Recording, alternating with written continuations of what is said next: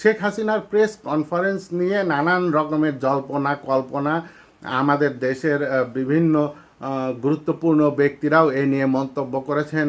কেউ কেউ বলেছেন যে শেখ হাসিনা দেশে ফিরলেই তাকে সরাসরি এয়ারপোর্ট থেকে ফাঁসির মঞ্চে নিয়ে যাওয়া হবে। কেউ বলছেন যে তাকে এয়ারপোর্ট থেকেই গ্রেপ্তার করা হবে। কেউ বলছেন তাকে আইনের আওতায় আনা হবে, আইন যেভাবে সিদ্ধান্ত নেয় সেভাবেই চলা হবে। এরকম নানান ধরনের মন্তব্য করছেন বিভিন্ন গুরুত্বপূর্ণ লোক। শেখ হাসিনাকে নিয়ে আমি কোনো কথা বলতে চাই না। উনি ফিরবেন কি ফিরবেন না সেটা একান্তই ওনার ব্যাপার, আওয়ামী লীগের ব্যাপার, তারা সিদ্ধান্ত নেবেন।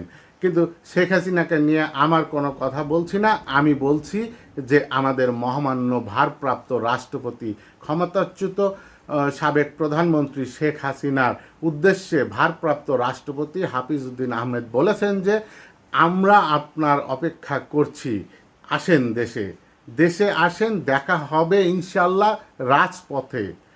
এখন ভারপ্রাপ্ত রাষ্ট্রপতি তিনি যখন এরকম কথা বলেন, তখন সোশ্যাল মিডিয়াতে বিভিন্ন রকমের আলোচনা হচ্ছে যে রাষ্ট্রপতি তিনি তো নিরপেক্ষ ব্যক্তি, তিনি কি এই ধরনের কথা বলতে পারেন কি না, এ নিয়ে ফেসবুক বা সোশ্যাল মিডিয়াতে বিভিন্ন ধরনের আলাপ আলোচনা হচ্ছে, টক শোতে কথা হচ্ছে।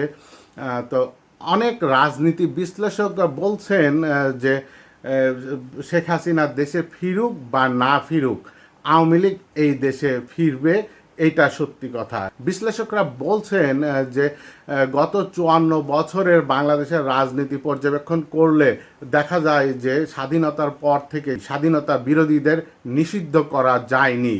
স্বাধীনতা বিরোধীরা গত 54 বছরে তাদের রাজনীতি ঠিকই করেছে, যার ফলাফল যে সর্বোচ্চ 18 আসন থেকে এবার সংসদে তারা 77 আসন পেয়েছে। আর গত 17 বছরে দমন পীড়ন করে বিএনপিকে শেষ করতে পারেনি আওয়ামী লীগ সরকার, বরং গত 17 বছরে দমন পীড়ন করে বিএনপি আরও সুসংগঠিত হয়েছে, যার প্রমাণ এবারের নির্বাচনে।